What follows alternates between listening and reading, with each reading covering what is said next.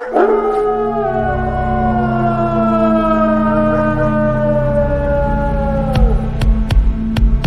is the American Indians, Indigenous Peoples' Truce.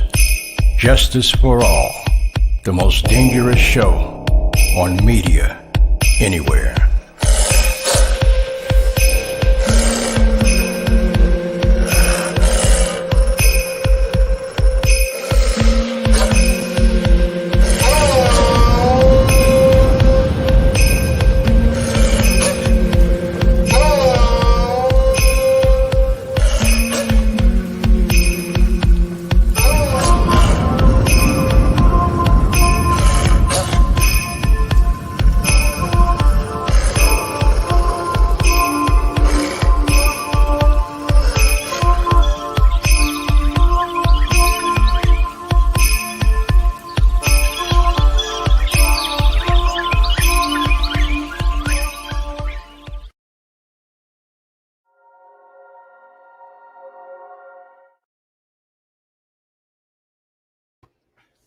OCO and greetings. I'm Jay Winter Nightwolf, and this is the Indigenous Peoples' Truce, Justice for All.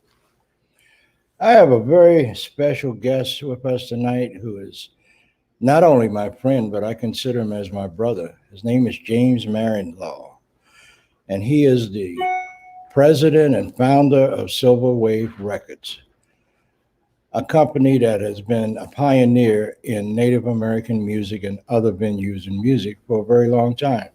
Hey, James, how you doing, bro? Hi, Sandra. Hi, Jay. You're frozen. I think I'm freezing, yeah. Uh-oh.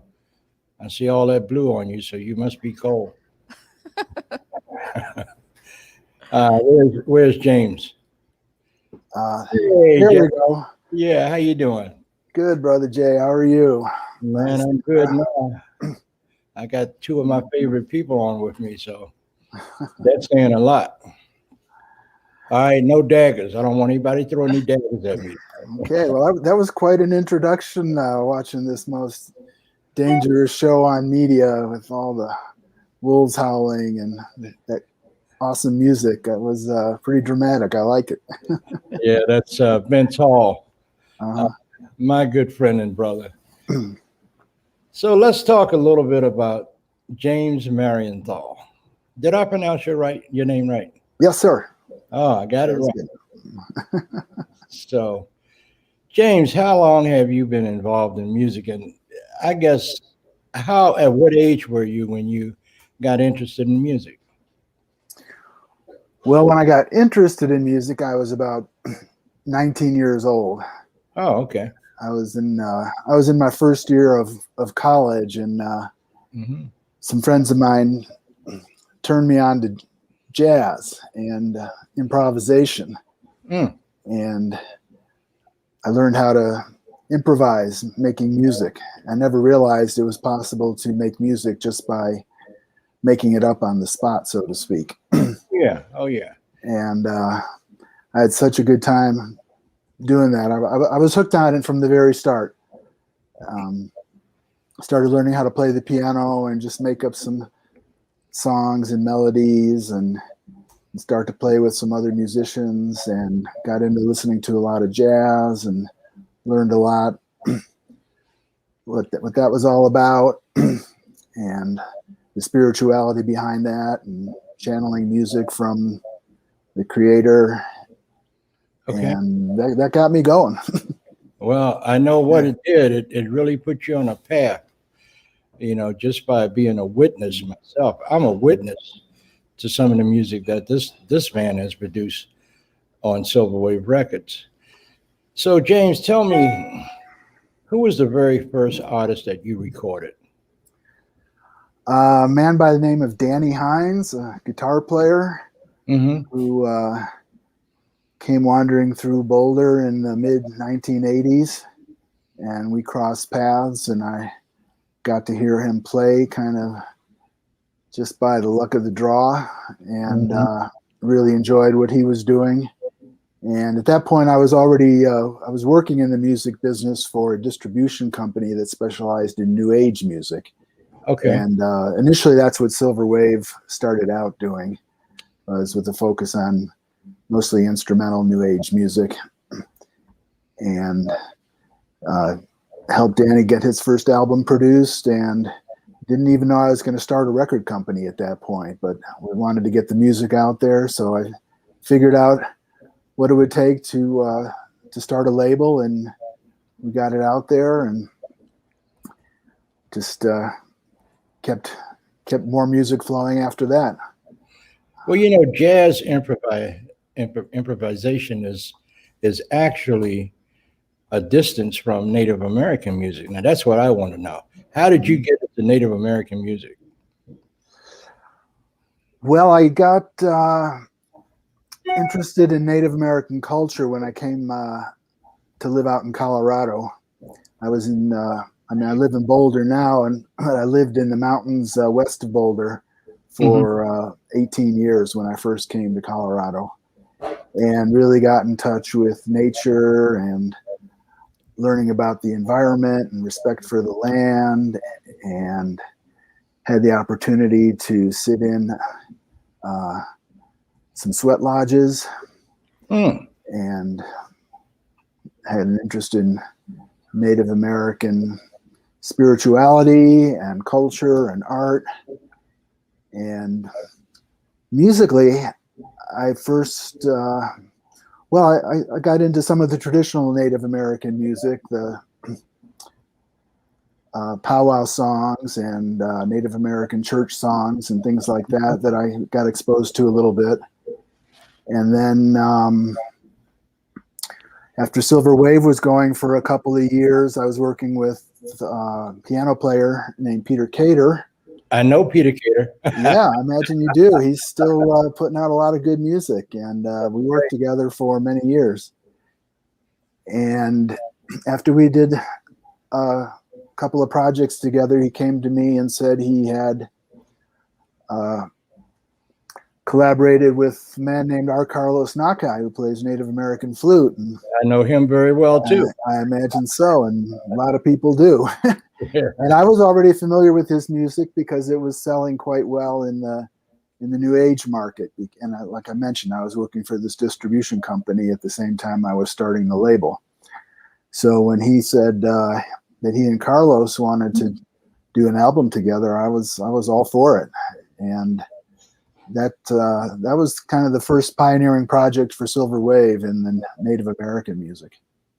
Okay. And what about my sister, Joanne Shenandoah? Well, somewhat similar story. Actually, Peter Cater helped bring her over to Silver Wave too a few years later. He was working on the Discovery Channel TV series called How the West Was Lost. It was a 13-episode miniseries on public TV. And R.CARLOS was on a lot of the pieces on that soundtrack as well. And he brought Joanne in to do a couple of some vocal pieces on the soundtrack for that series. And the next step was to have her do an album for Silver Wave, and he produced it and played piano on it as well. Well, you know, Peter Cater is a very talented man with an ear for so much music. Yeah. And then Mary Youngblood. You recorded her too, right? Yes. Yeah. And I'm trying to. I remember getting like a demo tape of her music in the mail, and she was introduced. It might have been through Joanne or someone else I knew in the music industry back then. I can't remember who actually suggested that she send her demo to Silver Wave, but when I listened to it right away, I knew she had something special in the way she played the flute. Yes, she does, and I know her too. Yeah. And we went ahead, and her first album was all solo flute compositions, her original songs. And we went out to California and recorded her in an underground cavern in, near the Sierra Nevada mountains in California. Right. Yeah. So now, I was just listening to some of your music. That's great. Yeah. How did the flute find you? Because we don't go looking for it; it comes to us, right? That's true. And can't remember if I think I got my first flute before actually working with R.CARLOS and Mary Youngblood. And I came across one at an Indian market somewhere here in Colorado. I can't remember exactly when I picked it up, but I was already playing. Actually, after I left college and came to Colorado, initially I was playing piano, but when I was kind of moving around a lot more for a while, I started learning how to play the silver flute, the traditional, or I don't call that traditional, but silver flute that they use in the orchestras and so forth. And just because it was portable, I needed something I could put in my backpack because I was moving around a lot. Yeah. And so I was getting into that, and then I picked up Native American style flute at an Indian market and started playing that a little bit, just on the side.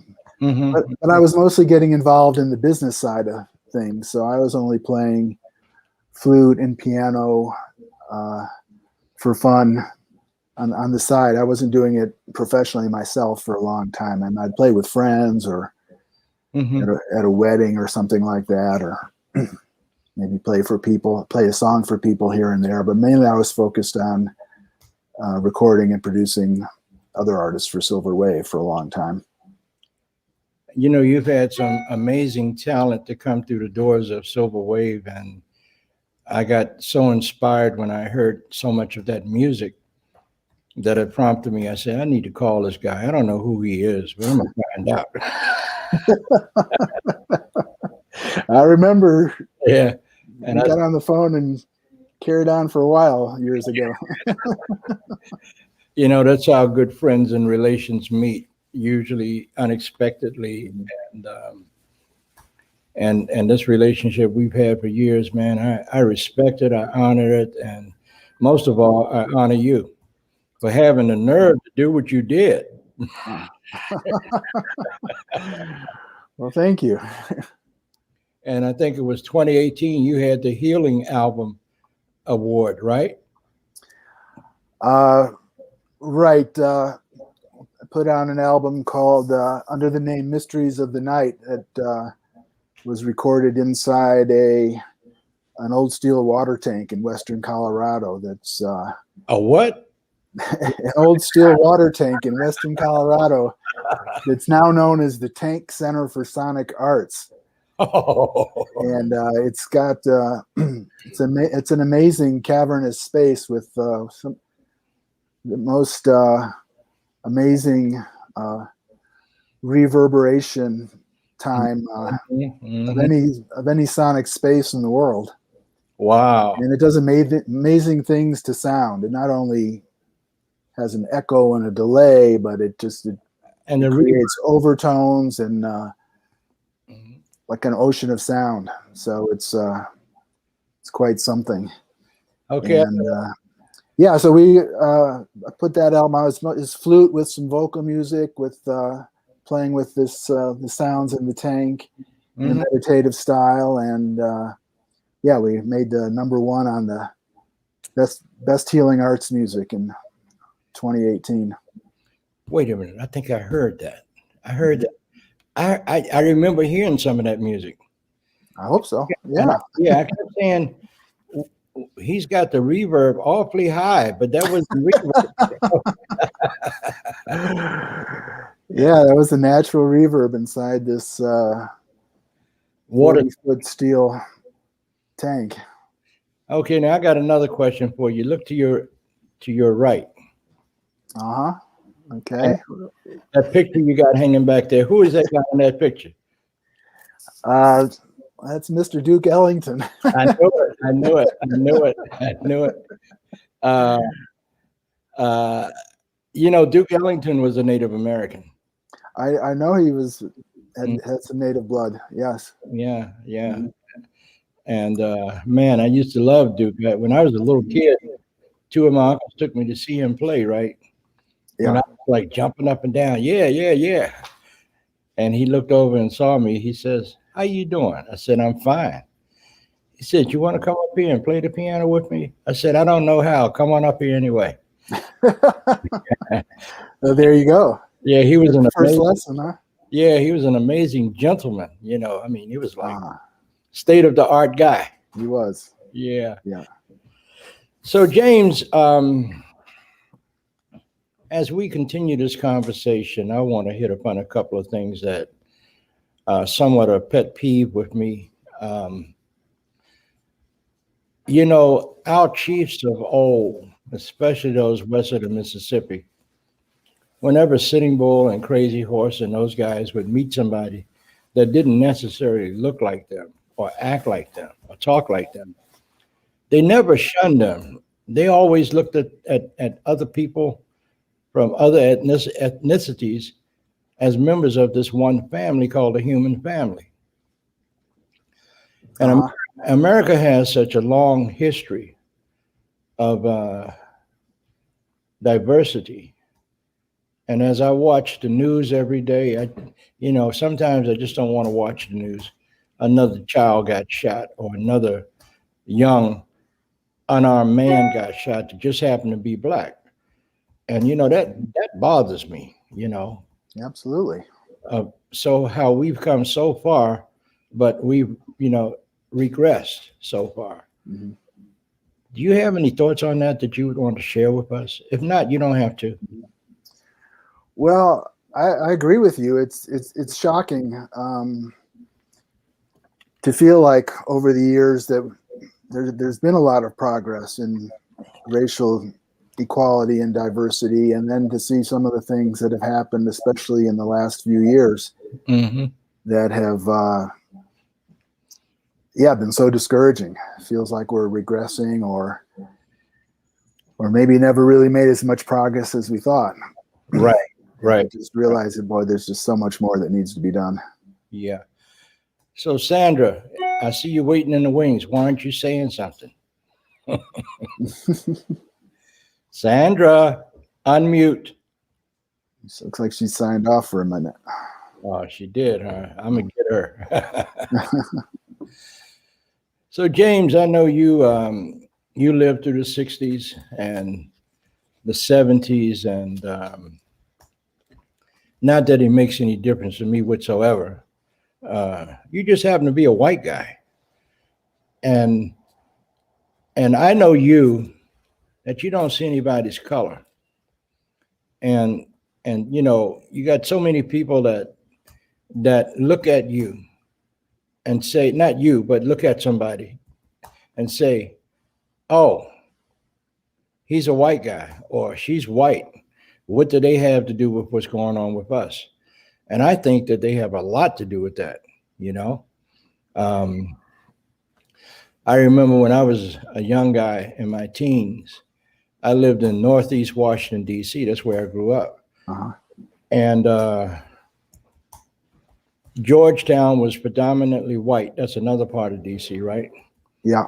But I would go, I grew up in a Black community, and there was only 2 Native families in that community.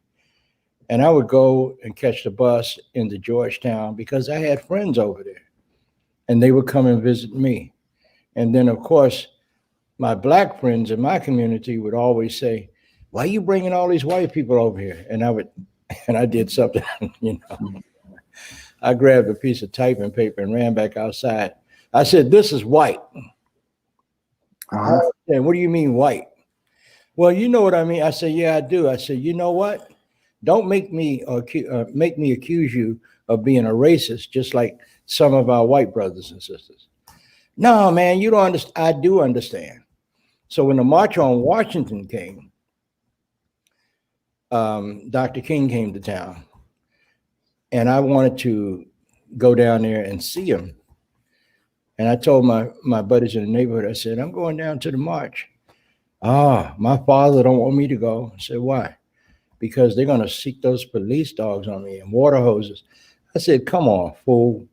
They're not going to put a dog on you or a water hose. There are no water hoses down there. And I ended up going down there by myself. I was about 11, 12 years old. Yeah. And I went there by myself, and I got down off the bus, and there was like a wave of humanity coming down 7th Street going towards the mall. And I'll never forget this lady. She was there with her kids and some of her nieces and nephews, and she looked at me, she says, little boy, where are your parents? I said, they're home. Are you down here by yourself? Yes, ma'am. She says, well, I tell you what, why don't you come and go with us, and I'll take care of you. I said, you will? Yes. And I had an opportunity to run up and meet Dr. King. You know, being a little boy, you're always inquisitive and wanting to do this and wanting to do that. And so, you know, it's, I just grew up not seeing color. And I got a serious problem. I got a serious problem. And it's not just the problem that I have with white folks, but I got a problem with some Indian leaders out west that don't want to accept the fact that there are people in their tribe that just happen to have black blood. And I got a problem with that. I went one-on-one with some guy from Kiowa at the Obama's inaugural ball before it happened. And him and I actually almost got to fisticuffs, right? Yeah. I said, you just as racist as a white man. But anyway, I want to ask you a question. Leslie wants to know, what do you think about the new digital download age? How is that affecting Silverwave? Well, certainly it's had a lot of effect, and well, it's not really new anymore. It's 20 years old or more, but it's changed the whole music industry. Mm-hmm. And you know, initially we were able to keep things going strong into the early 2000s, even with of course, you know, the digital downloads were happening illegally for a long time. Mm-hmm. But we had a lot of distribution into you know, what we called alternative markets. Not everything was being sold in the record stores. We were being sold in national park visitor centers, Mm-hmm. and gift stores and bookstores, and that market held on really strong with physical product for a long time. And even in the record store market, we did pretty well for many years as other labels were really starting to struggle. But eventually it took its toll. We weren't selling as much physical product, as many CDs as we had for many years. Mm-hmm. And the digital downloads became legalized through Apple Music, and then bunch of other platforms. And we started seeing a little bit of income coming from that, but it never made up for what we were losing by the loss of CD sales for a long time. And like I said, eventually, we weren't really able to keep the business model going in terms of producing other artists when it got around 2010 or so. But we still have a catalog of over 70 titles that's still in distribution, and it's all in digital distribution now on Apple Music and Spotify and Bandcamp and Amazon, all the others. And it's actually on the upswing now. So when I thought, after around 2010, I knew CD sales, we were still selling a few CDs, but not very many. And they were tapering off rapidly, and the digital market was not making up for it. So I didn't know if we'd stay, how much longer we'd survive. But the one good thing that's finally come of the streaming market, and it's starting to even show up financially in a good way, is that we're reaching people all over the world now. Yes. People Yes. that never would have known that that Silver Wave Records existed, or that music by Joanne Shenandoah and Mary Youngblood and all these other great artists, they would never hear it. No. Halfway around the world, where we had some exports. We used to ship CDs around the world too, but only in limited quantities. And now people can hear it all around the world. So it's an incredible the way the market's expanded. And last year I oversaw the design and building of a new website for Silver Wave. Wow. Mainly to make sure that all the links to all those streaming platforms were readily available to people, because I know most people aren't going to buy CDs now. They're going to look for it online, and they're just going to stream it and listen to it. But they still should pay for it. Well, and they do pay for it through their subscriptions. Obviously it's a minuscule amount compared to what you used to pay for a CD, and we only see less than a penny per stream. But the idea now is that we're streaming tens of thousands or hundred thousands of songs every month. Yeah. Maybe not that many every month, but eventually it adds up to a steady flow of income on the whole catalog, and the artists themselves are starting to see more income again than they were for a number of years when things were tapering off. So James, apologies everybody for my robotic video earlier. Computer picks the strangest times to need to be rebooted. So apologies for that. So I think, the most things are circular, and, we went from vinyls, which, a lot of people still have vinyls. And I think that industry is kind of reigniting itself, so to speak. I have lots of vinyls here from way back in the day, but I'm finding like my sons have several vinyl players, and they would rather listen to the music on the vinyl player. Nice. So I don't know if you're seeing any change in that industry in terms of Silver Wave productions. And also, I think the thing that's tough to me, I don't understand what really, and you can share with us, what really motivates people to pay for music, because you don't have to pay for it. I mean, almost anything you want, you can listen to it somewhere in the cloud. So Right. Something has to motivate people to actually pay for the music that they get. Well, a lot of times their motivation is out of To support doing the right the thing. artist. Yeah, just to do the right thing to support Right. the artists. Yeah. They hear some music they really like, and they're inspired, and they realize it's the right thing to do to contribute. Absolutely. So they do.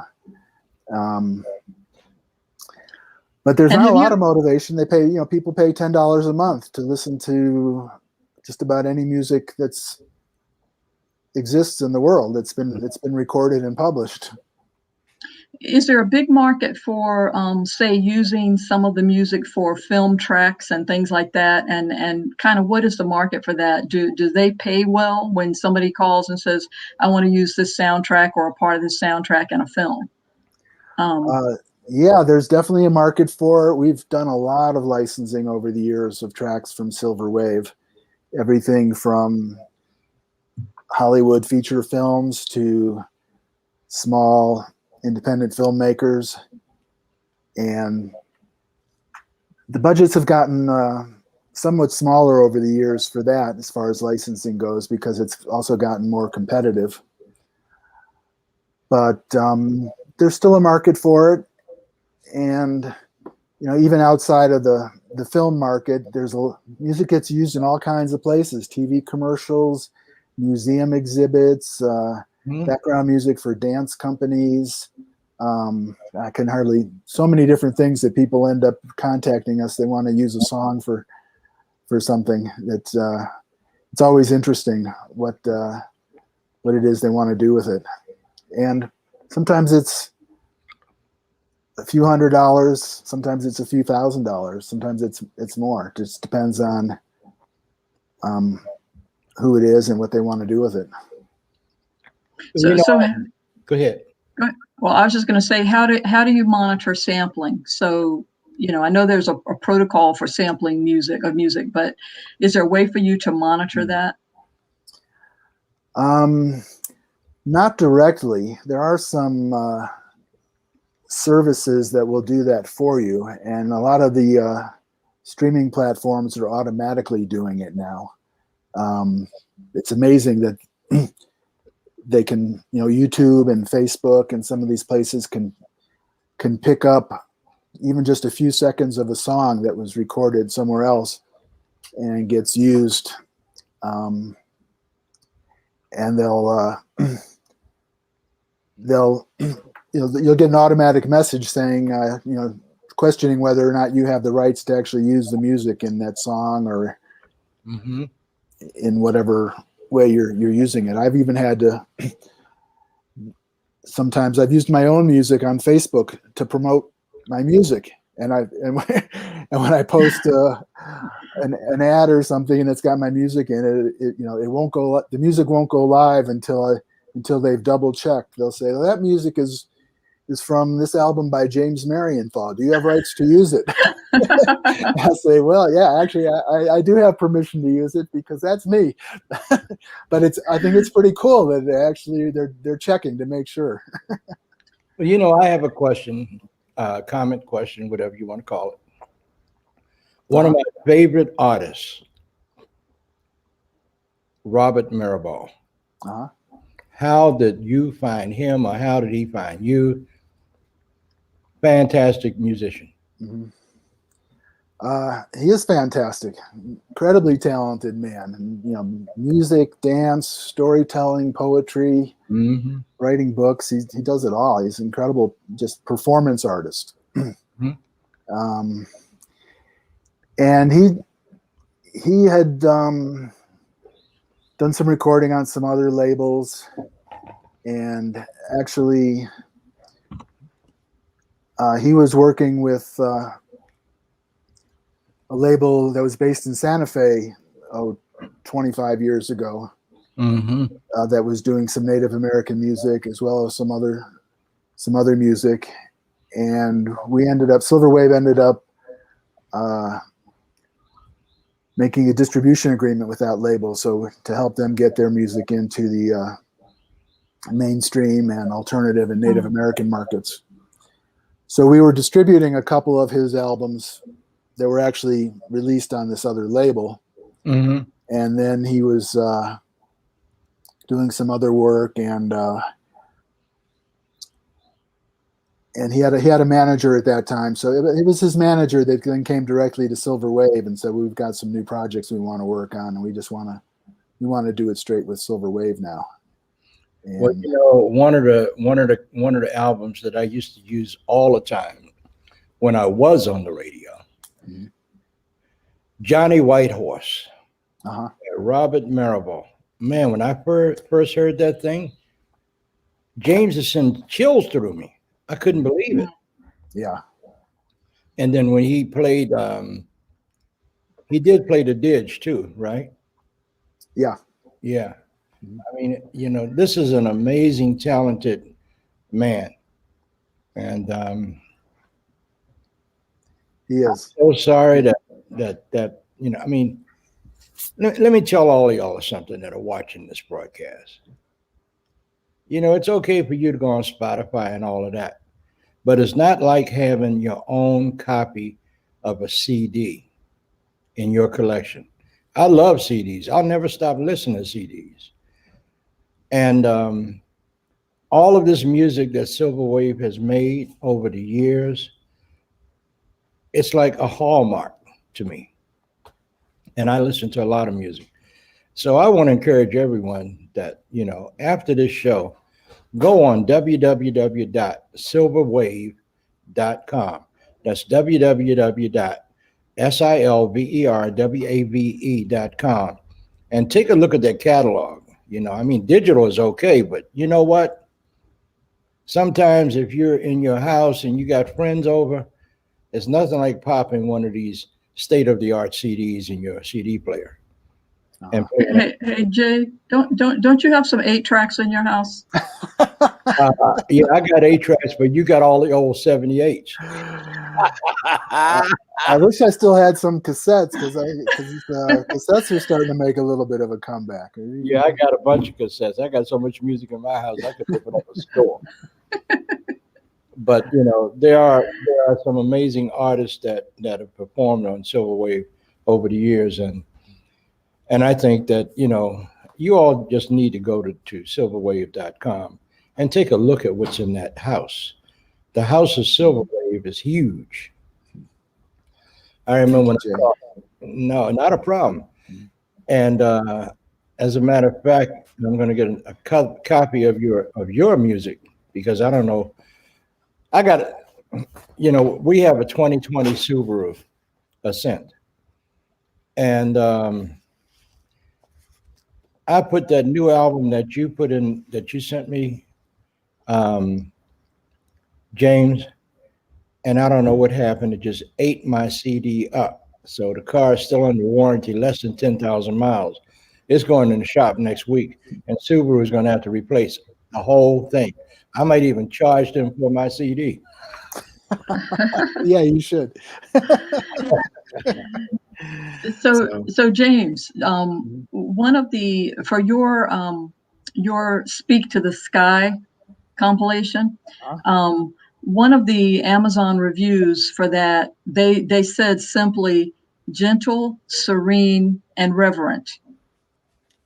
Highly recommended. A stirring collection of auditory bliss.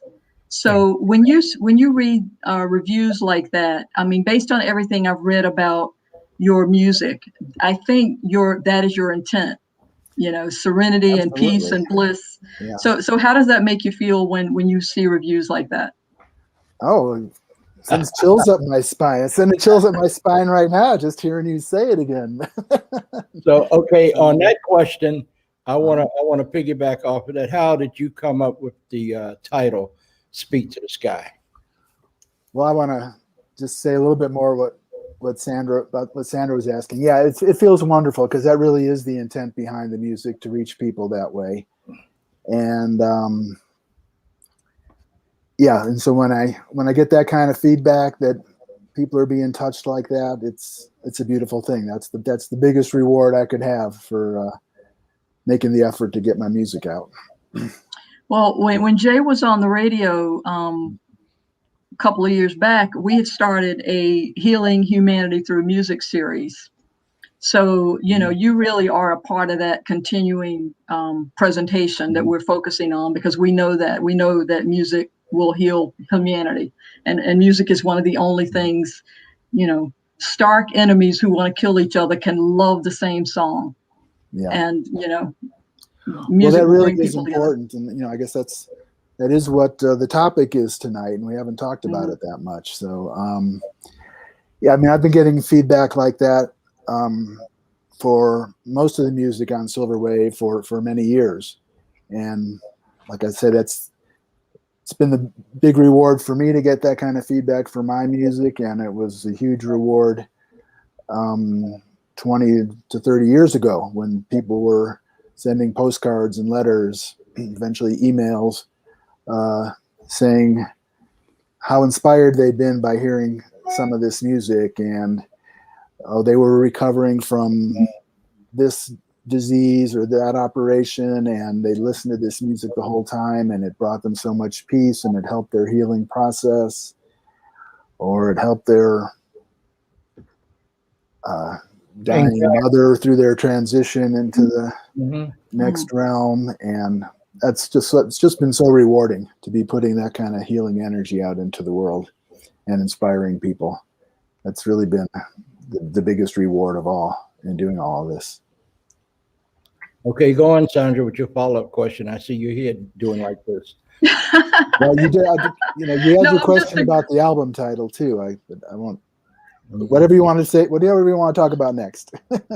Yeah, no, go ahead. Go ahead. Where'd that title come from, and what motivates you to do your music specific, or is there different motivation for each song, or is it just generally the same reason? Well, a lot of songs are inspired by being out in nature. So I often, I'm carrying a flute with me in my backpack or duffel bag or whatever when I'm out wandering up in the mountains or the desert or somewhere. And a lot of times I just like to find an inspiring place to be still for a while and start playing the flute and see what kind of music comes through. Mm-hmm. Well, I got and about a year ago, when the whole lockdown was first hitting everyone, I was in shock over what was going on in the world as much as everybody else was.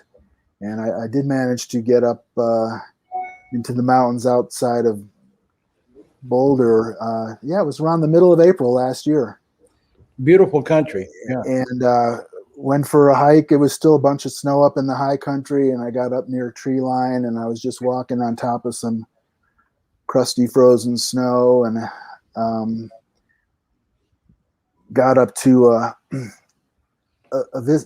vantage point of the Indian Peaks, is what they call the Front Range Mountains here west of Boulder. And I just had this sense of the reason I was there was to speak to the sky. Yes. And that I'd been going there for I've lived in this area now for over 40 years, and I've been going to some of these same mountains that long.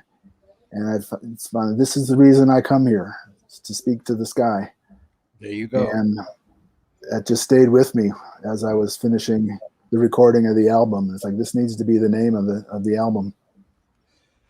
Well, this is the American Indian Indigenous Peoples Truce, and we're going to take a short break and come back and continue to talk to our brother, James Marienthal, the president of Silver Wave Records. And I'm going to ask him a favor. James, while we go on this quick break, would you grab your flute and play something for us? All right, I will do that. I got you. I wasn't expecting that, but yes. Uh-oh. I'll go grab a flute, and That's awesome. I'll be back. We'll be right back. Don't go away, y'all. Okay, thank you. Okay.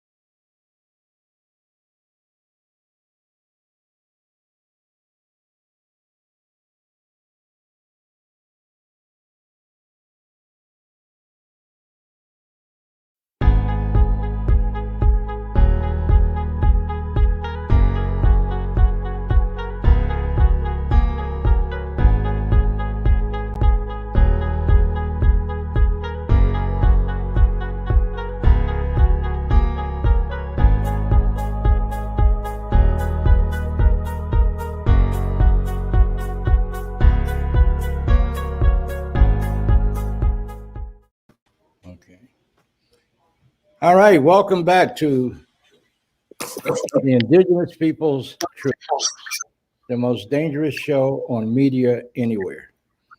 My co-host is sitting there smiling, and my brother is sitting up there in the upper right-hand corner, James Marienthal. And before we went to a break, I asked him if he would so honor us with a selection on his flute. Would you do that for us? Yeah, I want to check. I took off my headphones to play. So is the sound still okay? It sounds fine. To the computer here? Okay. Yeah, we can hear you. And you still look good in that buffalo print shirt.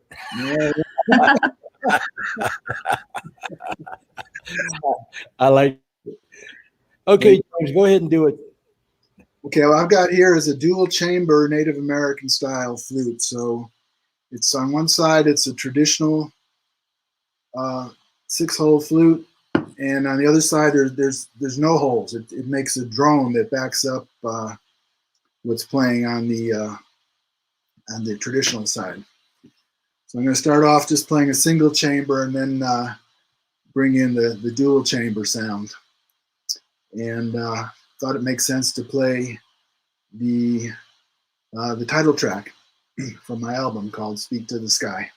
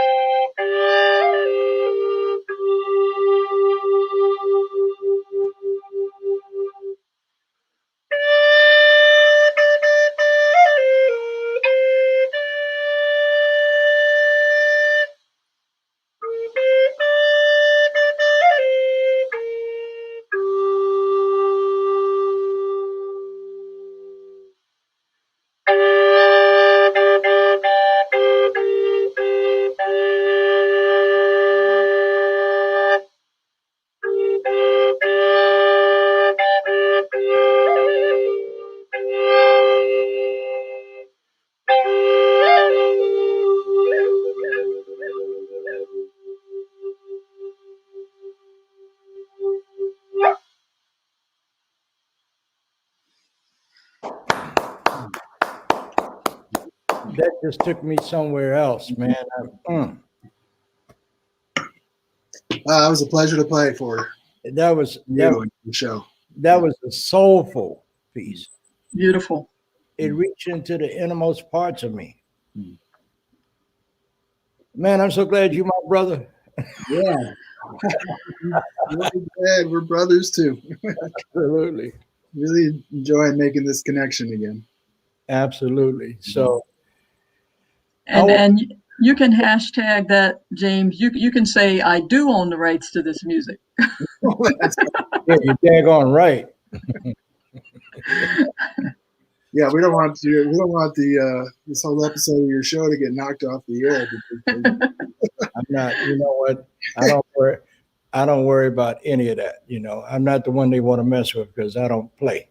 But anyway, Homie don't play that. no, homie don't play. It won't happen with the live version of it anyway. It could happen if we were using recorded music. Yeah.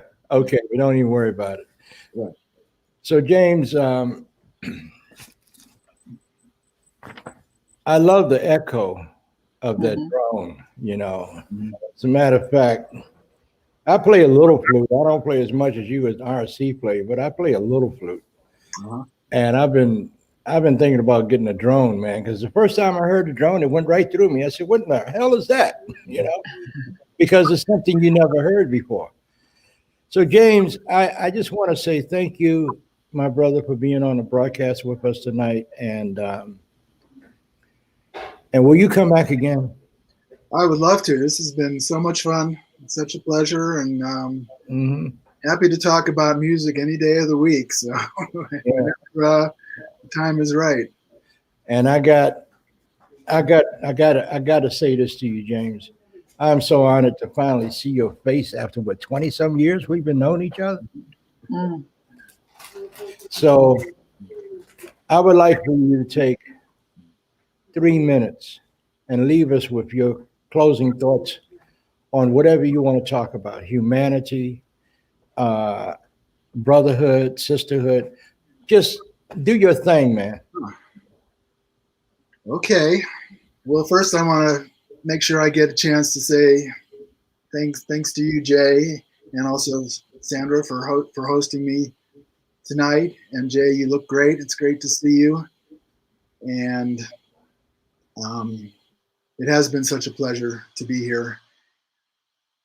And it's really important to keep getting the music out. I know this music and all kinds of music, my music on Silver Wave Records, and all these fabulous artists I've had the honor to work with over the years. All this music has a positive effect on the world. It's a positive force in people's lives, and that's what our mission has been all along. And the world always needs it, and it always will need it. It needs it now, and it always will. And just want to keep playing music and figuring out ways for people to hear it and be touched by it and be healed by it. And that's the best work that I can be doing in the world right now. And I'm so thankful to have this opportunity to get the word out through this show that you're keeping out there on a weekly basis. It's really been an honor. Absolutely. And folks, you need to go to www.silverwave.com and find out what Silverwave is doing, and especially my brother, James Marienthal. I will leave you with these words. And I know a lot of you've heard these words before, but this is what I believe in. It's not about the pigmentation of your skin or the color of your eyes. It's not about the texture of your hair. It's not about the clothes you wear. It's not about your traditions, your culture, your religion, or that deity that you pray to and call your God. It's not about any of that stuff. What it's really about is what my grandfather always told us when we were little. It's how you treat my heart. And I'll close with the words in Cherokee. Danada, Goa'i, Wado. Until I talk to you again next week. Same bat time, same bat channel. Y'all have a good week and do something positive and reach out and show somebody that you care about them with no negative factors involved.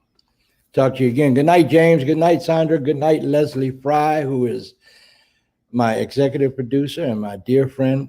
I love all of y'all, even those of you that make it almost impossible to love. I love you anyway. And guess what? You can't do a damn thing about it. Talk to you later. Peace.